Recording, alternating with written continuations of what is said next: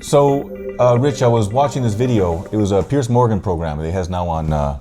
He has it on YouTube. Open up the border and allow every illegal person that they can possibly find to allow them to come into our country, to flood our cities so they can win elections forever. Are we in some sort of immigrant emergency here in America? No, the number of immigrants are going down, not up. Ultimately, this is a cultural problem. When you have people coming from certain places where, let's be honest, women are considered second-class citizens, if not cattle. I think this idea that your sort of culture, your national identity, can potentially be diluted by people of a different skin tone or indeed religious background is a pretty pathetic argument. So people who believe in Sharia law, do they believe in civil liberty?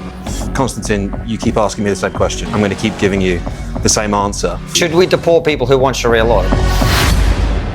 Immigration, failing government, and the economy. It doesn't matter whether you're in Birmingham, Alabama, or just Birmingham in the UK. The issues riling voters are the same. Immigration, failing government, and the economy. They're all connected.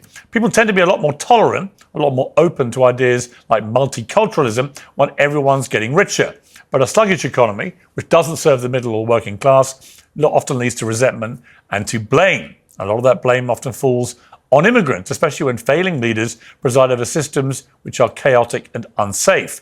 And in the US and the UK, the mistake made by educated and comfortable liberals has been to dismiss everyone who's unhappy as a racist. The issue of immigration and the attitude towards the people who worry about it helped put Donald Trump back in the White House. Many agreed on the problems, as we're now seeing every day, not necessarily the solutions. And with the issue of immigration now threatening to completely reshape British politics, we're going to look at this in more detail on both sides of the pond. Are you a racist if you oppose illegal immigration? That's an interesting question. I mean, I think that not everybody that's opposed to illegal immigration are racist, but there are definitely some racists who don't like illegal immigrants, don't like immigrants at all, and don't even like people that look anything like them. But that being said, being an illegal immigrant causes a lot of problem for our system. It causes a lot of problem for the United States of America for two main reasons. The first reason is this: when you have an actual process where people come into your country, into your home, it's kind of a vetting process. So that vetting process, we get out the people who are committing all the heinous crimes and really try to get the people here who can be solid contributors to our society. Yeah.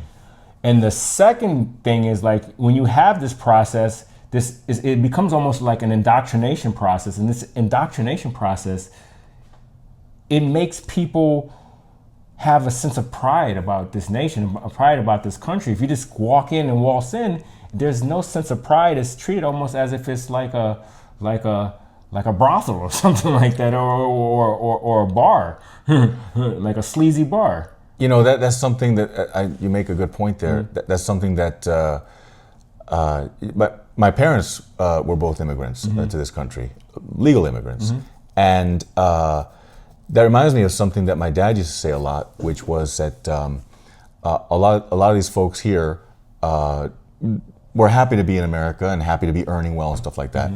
But almost to the last man, they all talked about how they wanted to retire back home, south of the border, and they wanted to take their money with them.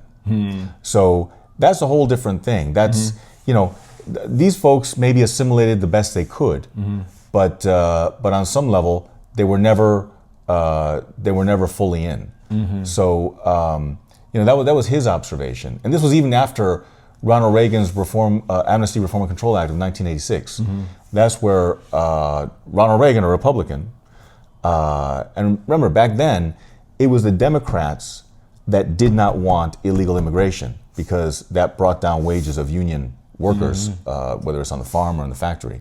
So it was Republicans that were kind of more gung-ho on turning illegal immigrants into actual cheap labor that you can use. So, even with Ronald Reagan Reform and Control Act of 1986, you still had folks that got their green cards, they were here, they were paying taxes, and they might even become citizens one day, but their whole thing was, when I retire, I'm going back to Mexico. So, in a way, maybe that's always been here as far as the not truly assimilating for some folks, but I don't think it's ever been as bad as this. Yeah, I mean, I going back to what you observed, what your father observed about these people who want to go back home after they retire. Yeah. You know, I have no problem with that. Of course, there's no place like home for a lot of people. And the United States of America, especially back in like the 60s and 70s when your father and mother were in their heyday of working and whatnot, and their colleagues were in their heyday of working.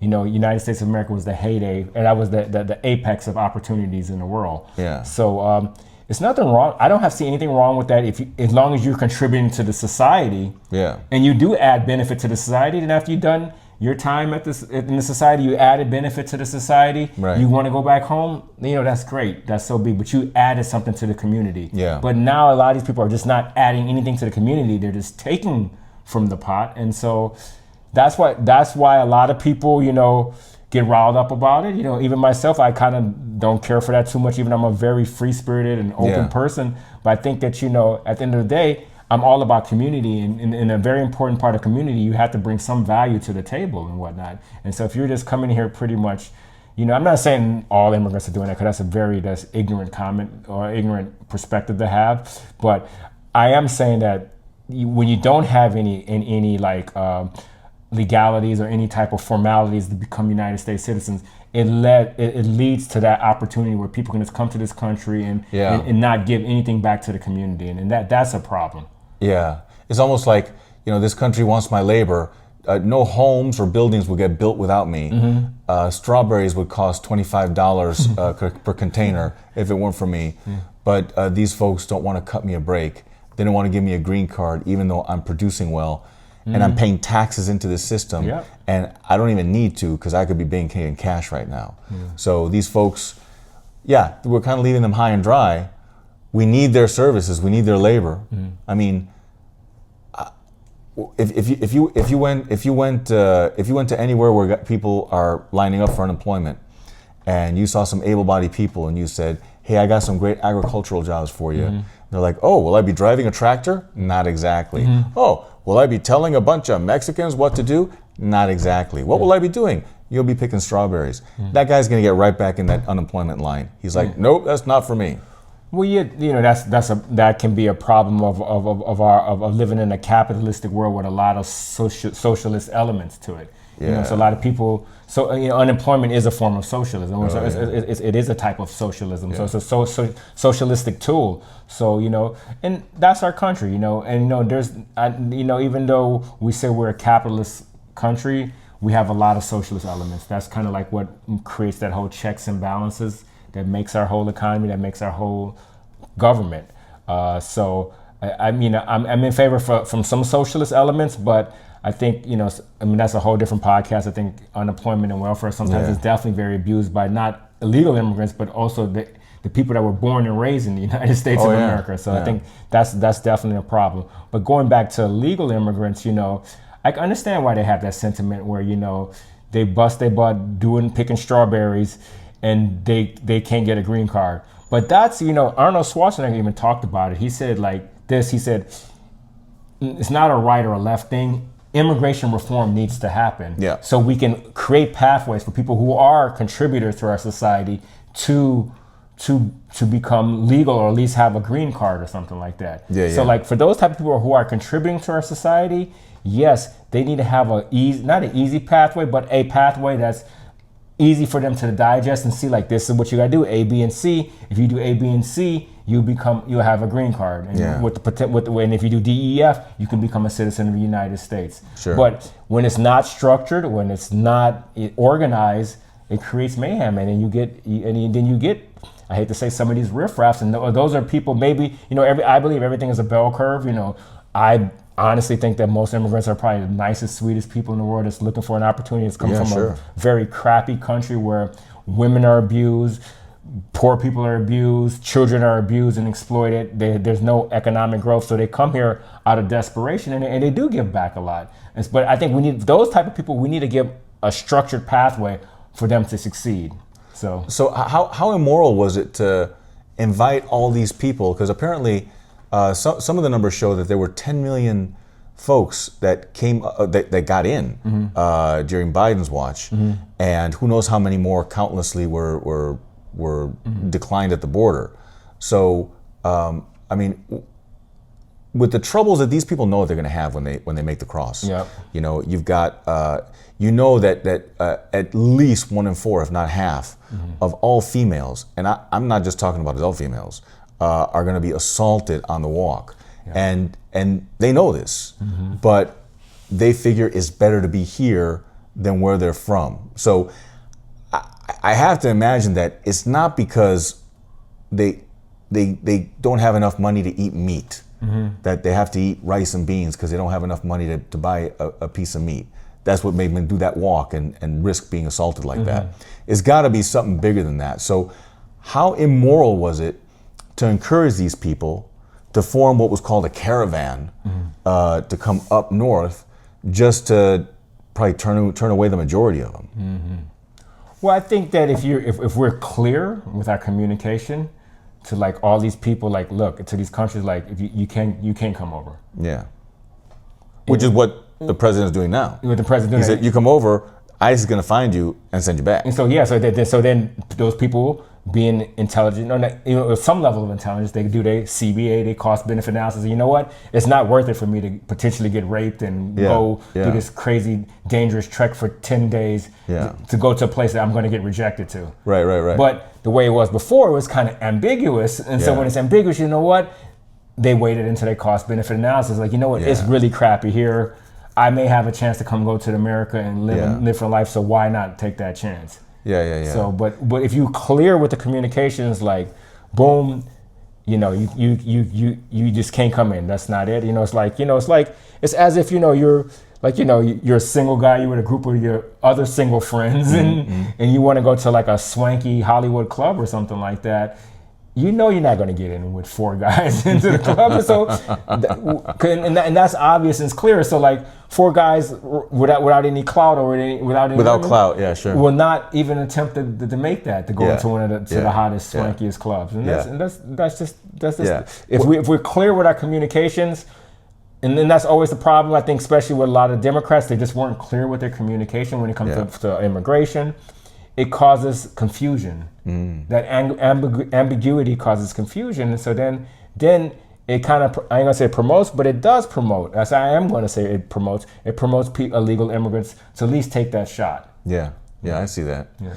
Why do you think someone who's a builder, because Donald Trump, his trade is a builder. Everybody has a trade that they cut their bones on.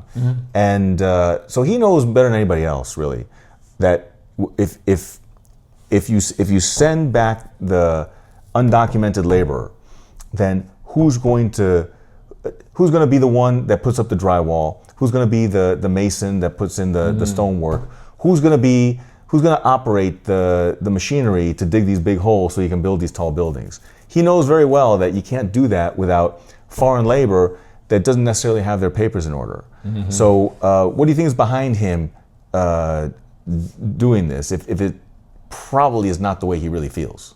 He's definitely a builder, but now he's the president of the United States, and he has a big constituent base that put him in office. And this is the song they want to hear: is "No More Illegal Immigrants." Because unfortunately, a lot of those are racist, and they just really probably don't like anything that's brown. Yeah. I'm not saying all of them, but there's a big segment of that population who are his constituents that are blatantly racist, and it adds fuel to the fire that they're illegal immigrants. And if it's even worse for them, they can just use that one incident like somebody's eating dogs, and it's like, oh my gosh, all illegal immigrants are eating dogs. But I don't know the crime rates, but there are definitely a lot of crime. Not a lot of crime, because I know we brought the stat out yesterday that illegal immigrants are less likely to commit a crime than a regular natural born citizen of the United States. Right. But even if it's one, it's a lot. One is too much. Yeah. One is too much. It's kind of like it's the same concept of okay, this person is a habitual thief and a burglar, and he's even robbed some people under threat of violence. Yet he keeps getting short jail sentences, and then finally he goes out and does something truly heinous. And then you look back and say, why was that cat out on the street? So that's the same kind of concept as okay, maybe a unusually small number of undocumented immigrants are the ones that commit crimes compared to natural born citizens. But those boys shouldn't even been here, is the thinking, because they're undocumented. So if we were better at the border, then, you know, those kids or those folks, you know, would still be above ground and breathing today if we were better at border defense. If we vetted folks better, you know, that would be the concept. Yeah, well, like I say, it comes down to clear communication, and that was kind of my whole thing gripe with like the Biden administration, that like they just didn't have clear communication with what they want to do with the borders. Yeah. And you know, hate Trump or even Obama for that reason. You know, hate either one of them, but they were pretty clear with what their stance was on a lot of things, and that at least sent it didn't, you know. And then if you want to take your chance and you know what's the consequence, so be it. But when it's like ambiguous and stuff like that, it's like it leads to people taking these risks and stuff like that, and to flooding our borders if they, you know. But another thing you brought up, and that we in our pre-show meeting last night, and I was thinking about it a lot, you know, about the people who are trapped at these borders now, and you know, that were probably left or they like during the Biden administration. You know, they're still in cages. Then, there's right? a lot of them still in cages. That I think those people, I think we need to try to find a path for them to either become some type of useful person or useful resident in the United States of America, or find them a peaceful path back home. Yeah, as peaceful as possible. I think we at least owe them that. Yeah. And I think that's maybe something that Donald Trump doesn't care about. And then going back to talking about Donald Trump, even though he's a builder, he still want to appeal to his constituents and showing that he's... Yeah, but how important is a constituent since he's not going to run anymore? And sure, he wants JD to get in office when he's gone, but in a way, I mean, I'm thinking that, you know, his Project 25, which he kept saying during the campaign, it's like, what? I haven't even read it, I don't know about it, but Project 25 was basically this super conservative paper that was put out, and that was basically the blueprint of where these conservative folks wanted to go. And Trump partnered with that. Not necessarily, it looks like, because Trump's a pragmatist. He does what he's got to do. So it's not like necessarily, we don't know if he believed or not. Because he's a builder, and because he was a Democrat until one day he wasn't, I have to believe, no, he doesn't really think this. But this is a little bit payback, because, you know, Project 2025 is talking about getting rid of all the undocumented aliens. So he's doing that. But I'm thinking the way he justifies it to himself, because it's not just complying with the deal he made with the Project 25 people. Because on a certain level, you know, Trump's the art of the deal. You know, if he'll make the deal he has to, but then he'll make a new deal, so he doesn't have to do this deal if he doesn't really want to do it once he got his objective. So it seems to me that the only reason why he's still, you know, putting pedal to the metal on this is because the 10 million that got through under Biden weren't properly vetted, and so many people were let in that really, I mean, you got to throw the baby out with the bathwater, he might be thinking, and start over with the immigration and maybe have some form of amnesty. In fact, Trump was saying no amnesty, no amnesty, no amnesty, no amnesty, until one day about 5 months ago, he just kind of, I think it was one off in one of those airplane spontaneous things, press conferences, and he was talking about an amnesty, suddenly, like a Reagan-style amnesty. Because a Reagan-style amnesty was all about, okay, if they've been here 4 or 5 years, something like that, and they can document it, and they pay taxes, that was a big one, then you get your green card. All you gotta do is show up at the clinic and get your TB test, get your AIDS test, which they don't do anymore. I don't think they do TB anymore either. And get your syphilis test. We do the 3 tests. And then after that, a doctor interviews you to make sure you're not a number of things. They even asked them, like, are you a homosexual? So that's what it was in 1986. You know? They would ask them, are you a homosexual? And of course, everybody would say, and the doctor would always be like this, are you a homosexual? And the guy would say, no. It's like, okay, good answer. Welcome to the United States. You know. So there was even that going on back then. So we're talking about like potentially a Reagan-style amnesty for these folks. And the other side was, the whole thing was, it was supposed to work, was that the employers, if they hired someone who was undocumented, because everybody who was here was going to be grandfathered in. That was the whole point, and they were. But in 1987, if an employer hired undocumented folks, well, they would have to run their Social Security numbers through a system that they had in place to make sure that they were that it was a real Social Security number. And then, but if they hired people who were not documented, who were not authorized to work here, then that business would get incredible business-crushing fines, and possibly even, I believe, there was a criminal prosecution element to it too. And if there wasn't, there should have been. But there was definitely very impressive fines that never went into effect. Wow. Yeah. So what was the reason? What was saying it? They just kind of like scared of people or scared of businesses? They just didn't want to do it. It could be they didn't want to hamstrung businesses. Yeah, of course. You want to be pro-business as a government. Yeah, you want to be pro-business. So, but when it's like mom and dad. When mom is saying, yeah, you can't go to the party, and dad says, no, you can't, then it's like, well, who are you going to listen to? Because if you stay home, mom's going to get mad because she's like, what, you don't think I carry authority in this house? But if you go, dad's going to take away the car keys. So what are you going to do? What are you going to do? Well, I think that's part of clear communication. Yeah. Every entity or every of the government need to be on the same page. Yeah. And if we're not on the same page, it does give mixed signals. And that's my whole thing. We can't give mixed signals to anybody. Yeah. Especially immigrants, because a lot of these people, I'm very compassionate for these people. They live. I'm so fortunate to live in Los Angeles and work and do what I love and work out and get a matcha, pay $9 for a matcha tea, and it's like and travel and like some people they just can't even feed their kids. They have to worry about the cartel killing them and stuff like that, and forcing their oldest son to be a part of the cartel. Okay, so, that's the thing. It's intense for a lot of people, but we're not the saviors of the world. But as I think one of the top, if not the top country in the world, we do have somewhat of an ethical responsibility to help the world a better place. But I think our help can be much more impactful if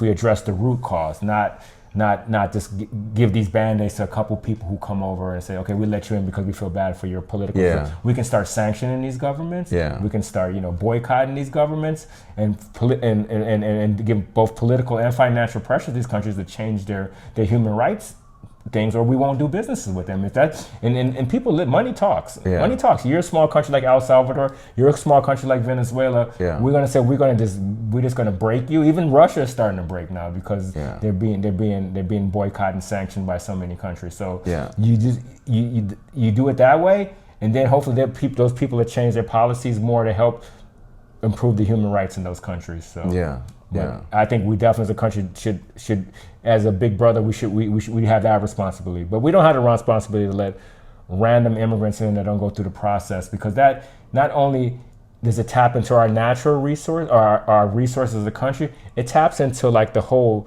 society, the whole psychology of our collective society, our collective psychology of our society and stuff like that. It kind of worked though until the caravans happened and the Biden administration decided to, I mean, for lack of a better way to say it, is they wanted to show how woke they were. So they just opened the border. And and what a lot of people pointed out right when that happened is, compassion is one thing, but you can either have a welfare state or open borders. You can't have both. Because if anybody can come, but it's not a welfare state, then it's like, you have to sink or swim. Yeah, exactly. You have to do it yourself. AP US history. When my kids were going through AP US history, then sure, I looked at it too. And the Jeffersonian ideal was the yeoman.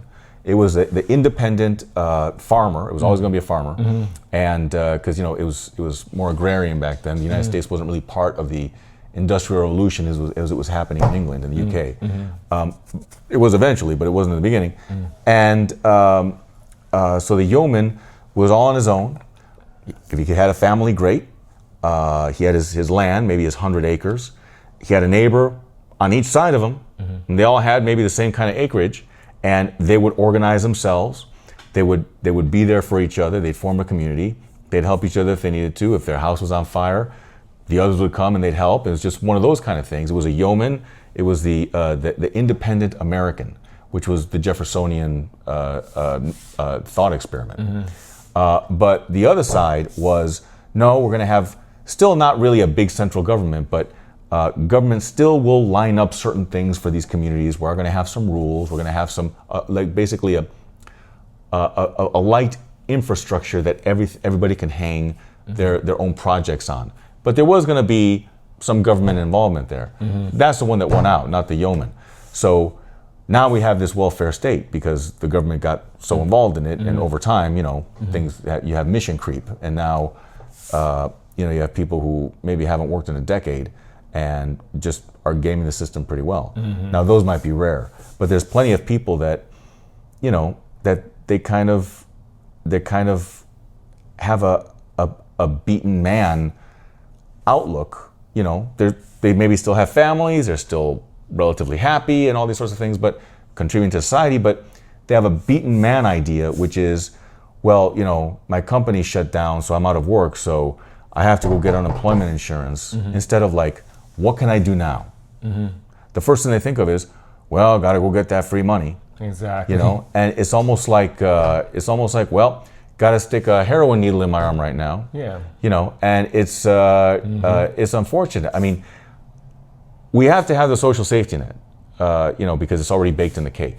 But it's how do we educate people to stop being so willing to fall into the safety net instead of like trying to balance a little bit better on that tightrope? Yeah, well, I think it's just improperly incentivized. Yeah. And we talked about this before in the past, but it's like, it's great to have all these welfare programs, but you got to have some type of incentivization for them to get better. So, like, okay, you know what?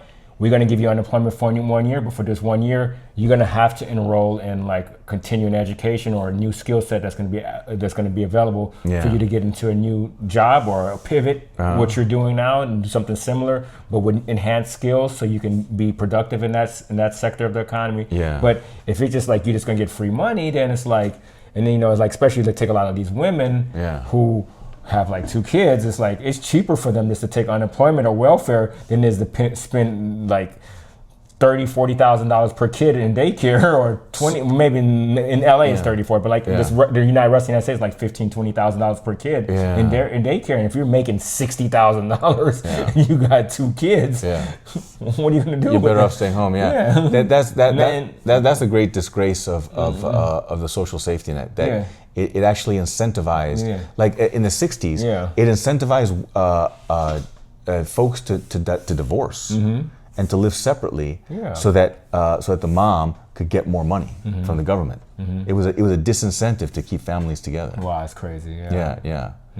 So I mean, what do you think we go from here, though? I mean, we got these ICE raids. Trump, I have to believe that Trump isn't doing it for popularity, at least not in the short term, because his rating is pretty low right now. I think it's in the 30s. So where do you think we go from here? What do you think is the next step with regard to immigration? How is this thing going to start to wrap itself up? Well, I think now we just got to I think honestly, all the legal immigrants, we got to kind of maybe have to like really just target them and see exactly who they are. And then. So even the ones that are like doing construction on these houses out here. Okay, so this is like construction is going to stop if we send if these fellas get sent away. I'm working on that house.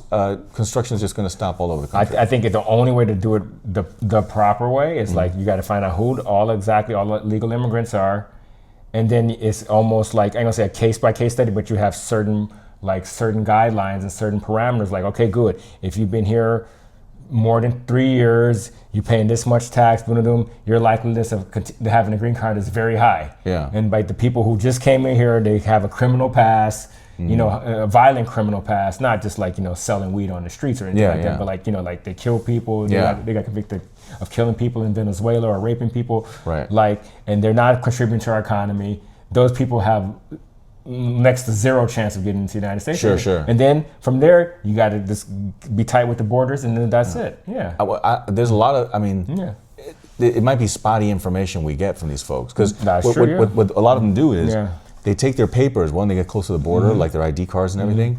They throw that stuff out. That is true. And they walk in and they just claim to be somebody. Yeah. And sometimes they're walking in with kids. It's Yeah. like, and this is my child. Yeah. And it's like, gee, we don't know that. If we put you guys together, you might be trafficking this child. How do we know it's really your child? Yeah. You know? And it's like they could do instant DNA tests or something. But it's like, well, no, it's my adopted child. What are you gonna do? You know? You have to have somebody to vet these people, and how are you supposed to decide, okay, these folks I'm gonna believe these folks and I'm gonna let them, I'm gonna give them a phone and a debit card, like what they were getting under Biden. They got a phone, they got a debit card, and they were told, you have a court date in 2 years. So how are you gonna decide which people you say that to, and like, and take these little humans that you say are your kids too with you, and the ones where you say, no, we're going to keep the kids, but we're going to put you in a cage and then send you back to whatever dump you came from, because you are not the parent of these kids, and you're a trafficker and you're doing bad things to children, and we should do something to you right now, but we're not. We're going to send you back and you're going to serve prison at home. I mean, what's the right thing to do when you have a group of folks with little kids, and you're like, do we let these people in? Are they decent people who are here to work, or are these people who are going to traffic these little kids?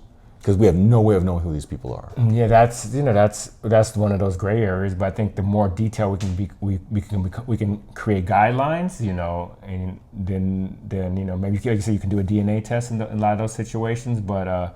And that maybe should be a prerequisite. Like if you don't have the paperwork, if you can prove genetically that these are your kids, then you're on a different pathway of getting your green card. But if you cannot prove it, you're part of the path of the other people that aren't, that are illegal, that are not to say highly illegal, but just the less probability of becoming the pathway. But I think you have to identify everything. It's just kind of like, and I'm not going to compare illegal immigrants to like an insect infestation or anything like that. But when you have any type of no, I shouldn't say that. But anytime when you have like, say if you have like that's what they used to call Americans when we go to Europe and with our Bermuda shorts and our cameras here and just screaming all the time. Hey Martha, come look at this. Human infestation. We were insects over there. But I'm just saying like this: if we have a problem with illegal immigrants, we got to identify all illegal immigrants in this pool of people, and that's the United States of America. This is the pool. So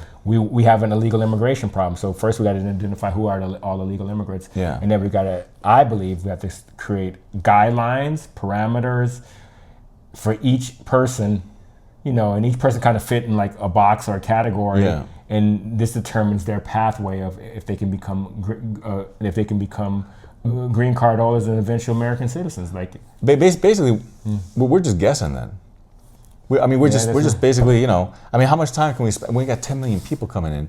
How much time can I'm talking about the people that have been here for like years. Oh yeah. Those people, they have tax records and stuff like their kids been going to school and stuff like that. Those are the people that should be have an amnesty for them, and then shut the border for everybody else. At least high probability of getting in there. But the ones that just came in over the night and stuff like that, and then brought kids and stuff like that, I think maybe leaving them in those bad conditions aren't that good. I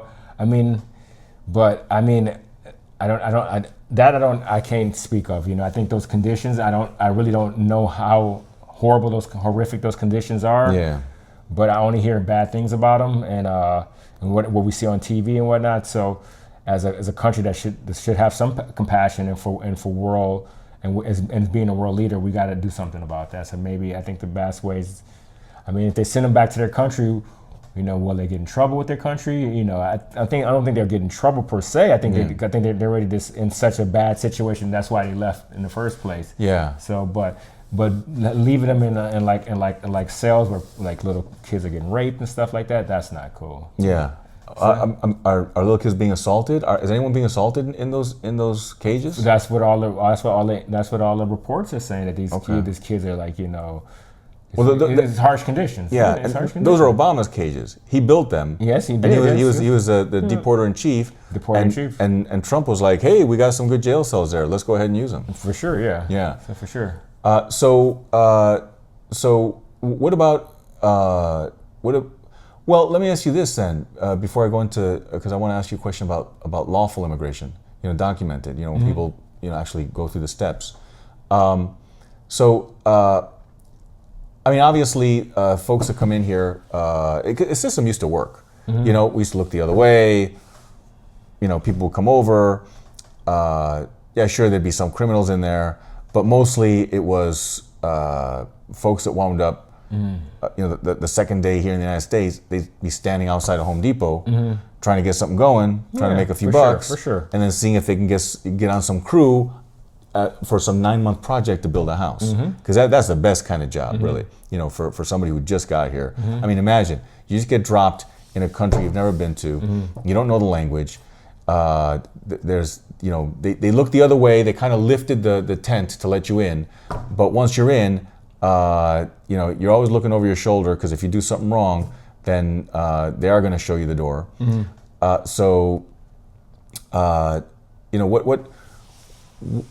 are these folks really? I mean, if they were abusing, like, say, Medicaid tremendously, or if they were abusing the resources here in this country, the stuff that's free to them, I mean, if they were doing it to such a huge degree, we were absorbing it.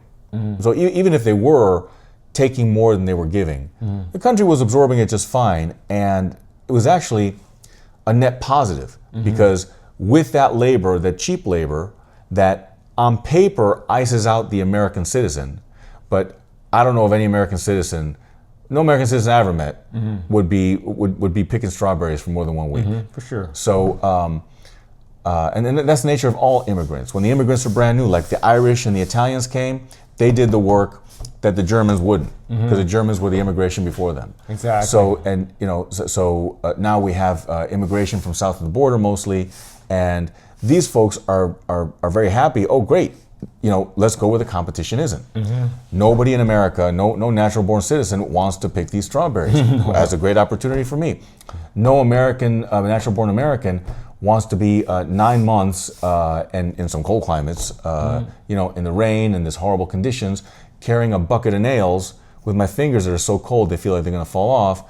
Plenty of Americans call in sick, but these folks from south of the border, they don't call in sick. They show up and they make everybody else sick because they're sneezing on everybody. I mean, which is another problem, but at least they're showing up. They actually have the work ethic that a lot of the folks in that kind of labor that we have in this country, they don't have that work ethic anymore. Well, I think if we can identify those people should have a very high path. Yeah. To Isn't that the majority of them, though? I mean, because really, we'd be in a much worse situation. I mean, the 4 years of Biden letting 10 million people in, and it wasn't just laborers from south of the border. There were a whole lot of Chinese, Middle Eastern, fighting age men who came unaccompanied. Yeah, for sure. What are all these fighting age men from these countries that have never really immigrated this way before? What would they do? Fly into Mexico first class, ditch their Rolexes, and then put on migrant clothes and come across the border? And now they're doing what we do, what our special forces does, the Green Berets.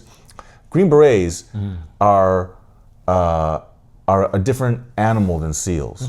SEALs are just this weapon. It's a tool you use.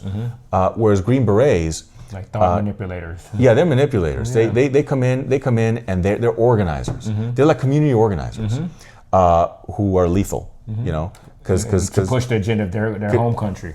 Yeah. So you get 5 Green Berets, and they all speak a dialect of whatever country they're in, and but they're proficient. They went to that army language school where you're there for 8 months and you become fully fluent in 8 months. Yes. It's wacky.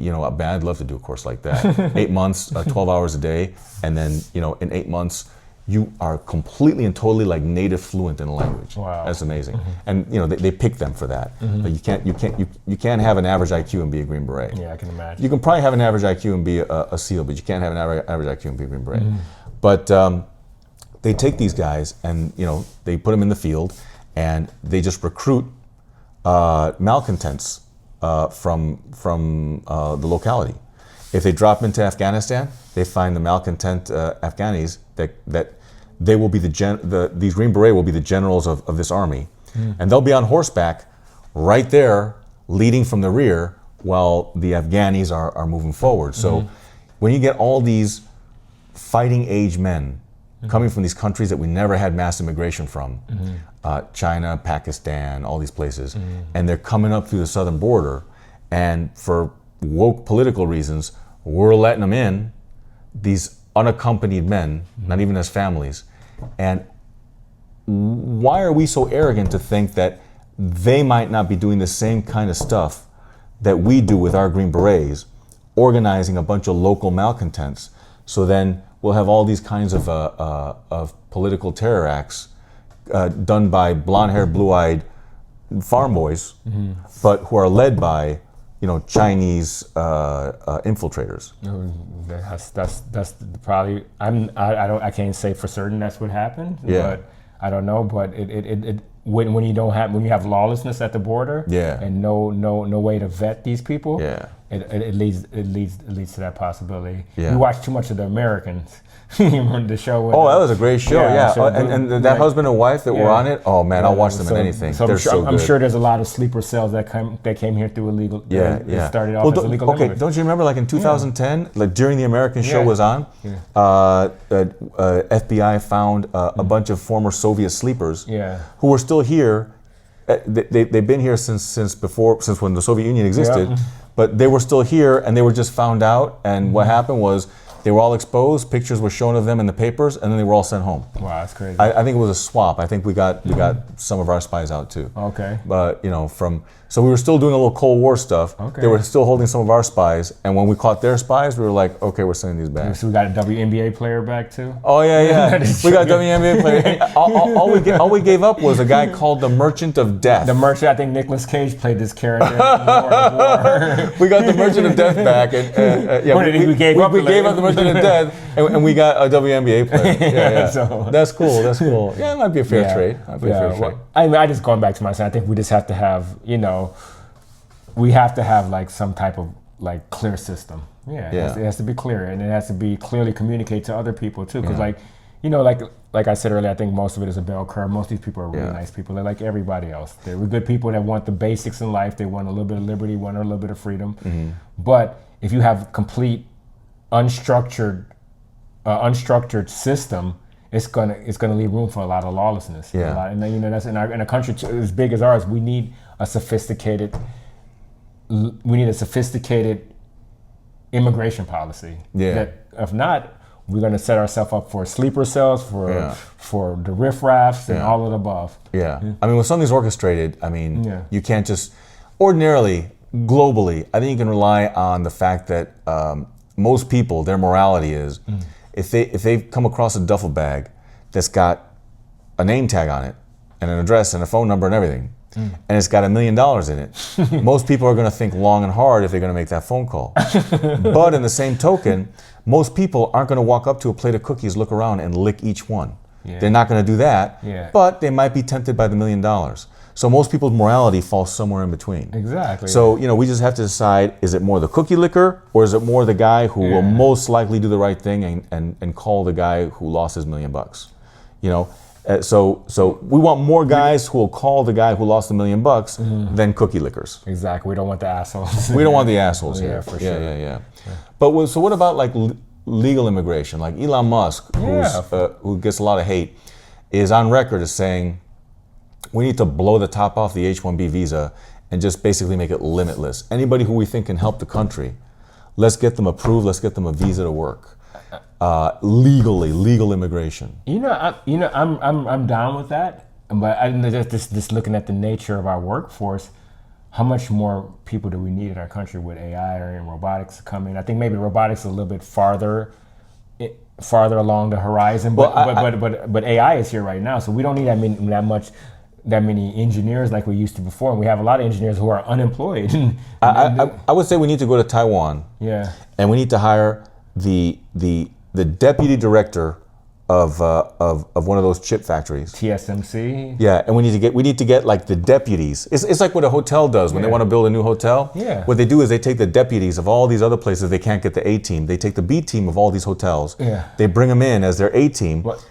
So we need to do that with these so we can bring manufacturing home. Well, I think we are doing that. I think that even under Biden's watch, they did it in Detroit. They signed a big they gave a big grant to I think Google because they rebuilt the train station in Detroit. Have you know about this train station in Detroit? And one of these old Cadillac factories, and they're going to turn it into a semiconductor factory. Okay. And so I think they did poach a couple top people from 'Cause TSMC. And we don't know how to do it. Yeah, we don't. We need to bring in people who've been doing it for 25, 35, 45 years. Sure. Like right now, we don't know how to build a high-speed train. No. So we had French companies that build high-speed trains saying, "We will help you build the train. Here is our bid." We got our subway. And we said no. Yeah. We said no. We want Americans to build our high-speed train. So we've got like I don't know how many miles of track here in California that blew up the budget. It's like multiple billions when the whole thing was supposed to cost that. But now we just got this little stretch. I think it goes to Bakersfield or something, and it ends right there. Well, yeah, I think that's the. We don't know how to do it. Exactly. I think that's the flip side of being too. And I think going back to that podcast you were talking about, we got to find that right balance because we do want immigration. Yeah. We want good people who can be. We want to promote. We want to incentivize people who can contribute to our society. Yeah. So we don't want to throw the baby and the bathwater out in that situation. We want to promote some type of things. We want to promote some type of incentive. We want to promote and incentivize people to come here who can be major contributors to our society, or even somewhat just contributors in general. They don't have to build computer chips, but they can contribute to our country. So let's say these folks that go, say these foreign kids. Let's say kids that grew up in Michigan, going to University of Michigan. Like it costs them maybe, including room and board, maybe like $28,000 a year to go there. I mean, it's a really good price. It's kind of like going to UCLA. If you're a Californian, you're paying $35,000, room and board included. I mean, that's one of the best bang for the buck you get. But if you're a Californian, you want to go to Michigan, you're paying Harvard prices. It's $80,000, $90,000, $100,000 including room and board. Yeah, that's what it costs each year to send a kid to Michigan. Not 28 if you're a Californian. If you're Chinese or French or anywhere else in the world, but talking about Chinese and Indian, 6 figures at least. Yeah, because you're paying out-of-state rates when you go to Michigan, and you're paying $100,000. You're paying $100,000 to go to UCLA, and you're not paying local rates. So we've got all these kids coming in from China, coming in from India, who are coming to university here, and then we're saying to them, "Sorry, at when the H-1B quotas opened, when the visas opened at midnight New Year's Day, by 12:01." All the H-1 visas were gone because everybody had automated. They were ready to just click submit. And there's a very small number of visas that are issued every year, and countless numbers of people who would qualify for those visas. So you think we need to do what Elon says and blow that H-1B system up and say, limitless. If you find a good guy, he can get an H-1B visa too. Well, I think we just need to change the criteria. Yeah. Or the criteria. I think the main criteria now is who can hit the enter button faster at 12 o'clock. Yeah. Those are the ones that are going to be most likely to get a visa. But I think it should be based on you have a time frame, a 1 week time frame to submit your visa, and if you meet these certain criterias, that puts you on a higher pathway, the best path, a path with the highest probability of getting a visa. So that's it. Yeah. Not just because you hit the enter button faster. Right. So we're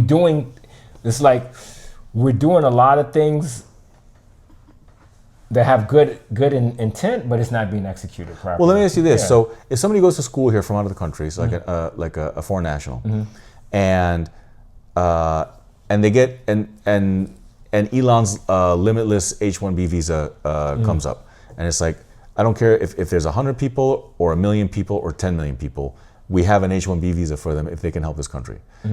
Help this country by doing something of a job that's in demand. It doesn't have to be in tech. It's something that we have a demand. Say architect, say nurse. We've always had a huge shortage of nurses here. Yeah. It's like, why not invite all these folks. Filipinos, would be a lot of Filipinos in America. But I'm telling you, but you know. Shout out to my Filipino people. But you know, when we took all the Philippine nurses once. Yeah. That wasn't very friendly to the Philippines. And it wasn't. No. Because they were left without enough nurses. For sure, yes. So now it caught up, but that's the kind of thing. You know, it's kind of like a reverse colonialism. Yeah, Instead of going there and colonizing, we were it says, attracting. we'll just take your best and brightest. Exactly, and come back home. Yeah. We'll just bring them here. Yeah. So, so I mean, what's the worst thing that can happen if we blew the top off H1B, and we said, bring them in because we have a need for them, and then in 2 years AI makes their jobs obsolete, and then they go on unemployment for a little bit. What's the worst thing that happens? How long are they really going to stay here if they're not going to be earning six figures? Because unemployment is not going to pay them six figures. Mm-hmm. Are they going to stick around for universal basic income?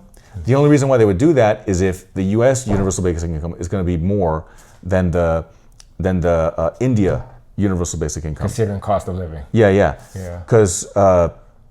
Because obviously AI making things practically free here as far as labor goes is going to be globally. So if companies in India are saving labor money too, then and they're becoming more productive because they can run the factories 24/7 and nobody is complaining, and you don't have like union unrest or whatever the kind of thing that they have in India. You just have these automation working 24/7, a global economy. You got even more money to pay these locals. So it's like, gee, the United States will pay me $80,000 a year in universal basic income because I was making, $140, so now they're going to pay me $80 universal basic income, and they tell me to do drive Grubhub to make up the rest.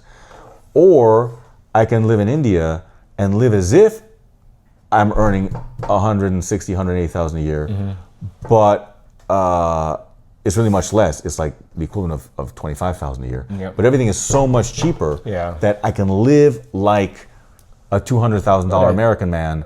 But in India, it only takes $35,000, which the government is giving to me. That's all part of it. They're just going to go home. You have to factor that in. So if they're not making as much in universal basic income when their jobs get obsolete, it's like they'll self-deport. Because they don't have roots here, they'll just go home. Exactly. Yeah. So. It's the thing I think we have to worry about most is the Americans that don't want to work now, and once AI takes their jobs, then they'll be like, okay, good. Yes. I finally have a daddy that's going to give me a trust fund, and they just want to sit back and wait for that money. I think that's the real thing we got to worry about. I think so too, and I just think this, I think most Americans, not the ones who are racist, and I think honestly, I don't know if I'm just a very optimistic person and I believe in people. I think most people are not. If they're racist, it's more through ignorance than anything. But I think deep down inside, people just want good people to come in to their environment and to their community and stuff like that. That's contributors. And so, if the more structured we are with our process, if we want to go with that formula visa, as long as you can show you can contribute to our economy, you can come in. I think most people will welcome those type of people.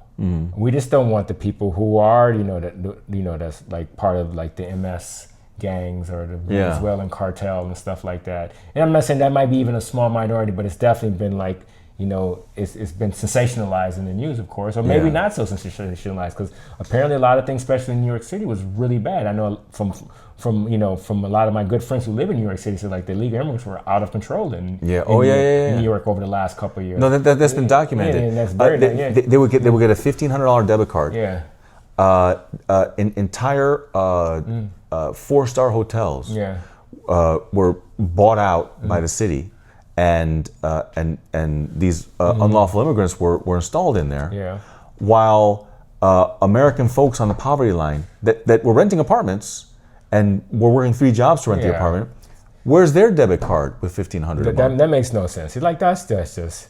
Where's their 4-star hotel where they can stay out with their families? That's just a very poorly constructed system, or there's no construction to it. It's just only to appease the woke people who don't like the optics of seeing like immigration people be deported and put in cages and stuff like that. But they don't see the other side, like it's affecting the people who are third, fourth, fifth, sixth generation citizens who may be below the poverty line and they don't have any resources. So, Yeah. so that's just, I think, I think that's why that whole woke movement got a lot of backlash, because maybe it started off with good intentions and turned to something that was kind of very negative.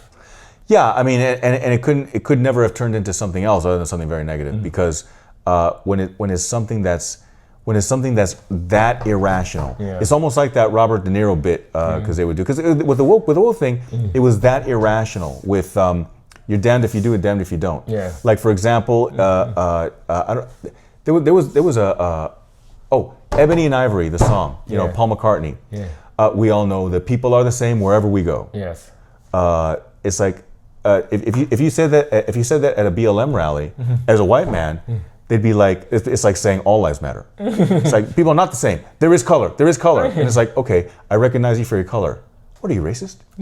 You're pointing me out for. So there was no talking with these folks. There was no dealing with them on a logical basis, because they use the Marxist angle, which is, in every two-person interaction, two people or more, It's combative. one's the oppressor, one's the oppressed. It's oppositional. Oppressor, oppressed. Yeah, and it's win-lose. Victim, victimizer. Yeah. There was no nuance. You got the upper hand on some things. I got the upper. No. It was one person is oppressing another, and there was no coming back from that. No, definitely not. Yeah. So maybe the best thing about the pendulum swinging so hard in the woke way was that we may have at least a generation, or a generation or two, or generations before we ever have to deal with any of that nonsense again. Hopefully. Yeah.